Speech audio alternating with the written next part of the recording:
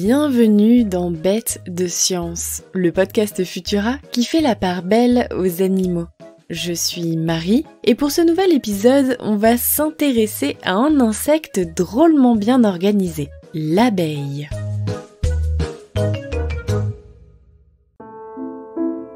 Les abeilles. Il y en a des sauvages et des domestiques, mais pour tout vous dire, on n'en dénombre pas moins de 20 000 espèces dans le monde. Et elles occupent toute une place centrale dans la nature et même dans notre société. Rendez-vous compte, on estime que 35% de nos ressources alimentaires dépendent à 80% des abeilles. Pour ceux et celles qui n'aiment pas les chiffres, dites-vous simplement que sans elles, nous serions bien embêtés pour manger, et surtout pour manger sainement. Car les abeilles sont ce que l'on appelle des insectes pollinisateurs. Elles participent à féconder de nombreuses plantes en transportant des grains de pollen de fleur à fleur lorsqu'elles les butinent gracieusement. Jusqu'à 500 000 grains de pollen par patte postérieure, paraît-il. De vraies petites transporteuses d'amour végétal. Malheureusement, les populations d'abeilles, comme celles de la plupart des insectes, diminuent depuis quelques années. En cause, toute une série de comportements que nous pourrions revoir. Par exemple, notre attrait pour les monocultures, c'est-à-dire le choix de ne cultiver qu'une seule espèce végétale qui ne sera pas suffisamment nourrissante pour les abeilles. Il y a aussi notre tendance à débarrasser nos jardins de plantes jugées indésirables, mais que les abeilles apprécient tout particulièrement. Ou pire encore, l'utilisation excessive de pesticides qui certes tuent certaines petites bêtes mangeuses de feuilles, mais qui empoisonnent aussi nos pollinisatrices. Et enfin, il y a le problème des espèces importées, comme l'acarien baptisé varroa ou le trop célèbre frelon asiatique qui décime les ruches. Sale temps pour nos abeilles.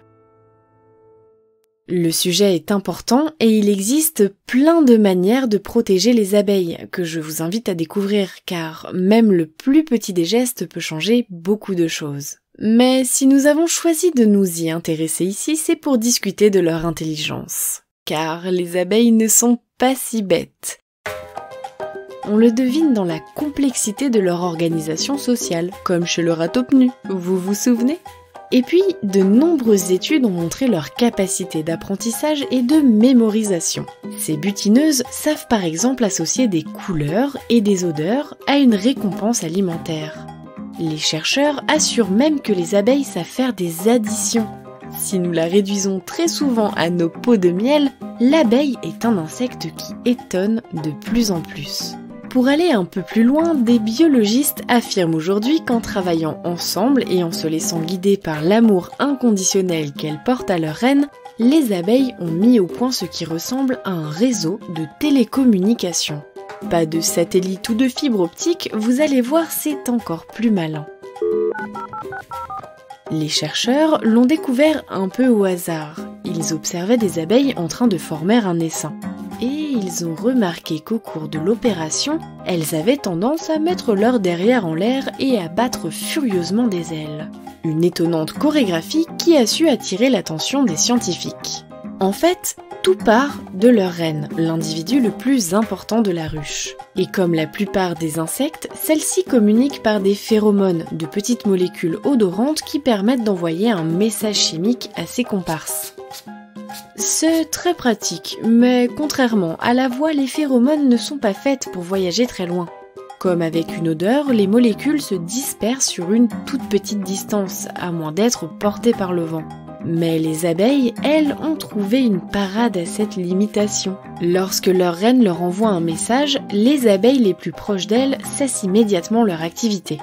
Elles prennent connaissance du message et, avant que celui-ci n'ait une chance de se dissiper, elles activent leur ventilateur postérieur.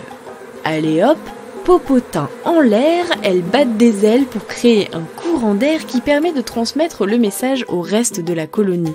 Mais bon, à ne pas reproduire chez vous si vous cherchez à capter le Wi-Fi, vous risqueriez de ne pas avoir l'air très malin. De nombreux animaux sont connus pour déposer des phéromones dans leur environnement, comme votre chien lorsqu'il fait pipi sur un arbre ou votre chat lorsqu'il se frotte délicatement contre vos jambes. Et oui, certains comportements qui nous semblent dérisoires ont une fonction cachée bien utile à nos compagnons.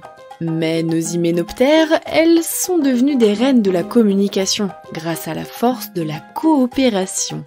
Alors, pas si bêtes, les abeilles! Merci d'avoir suivi cet épisode de Bêtes de Science. Vous pouvez retrouver la chronique originale de Nathalie Mayer sur Futura et le podcast sur Spotify, Deezer, Apple Podcasts et bien d'autres. Pensez à vous abonner pour ne plus manquer un seul épisode et retrouver nos autres podcasts sur vos applications audio préférées. On se retrouve dans 2 semaines avec de nouveaux comportements toujours aussi étonnants. À bientôt!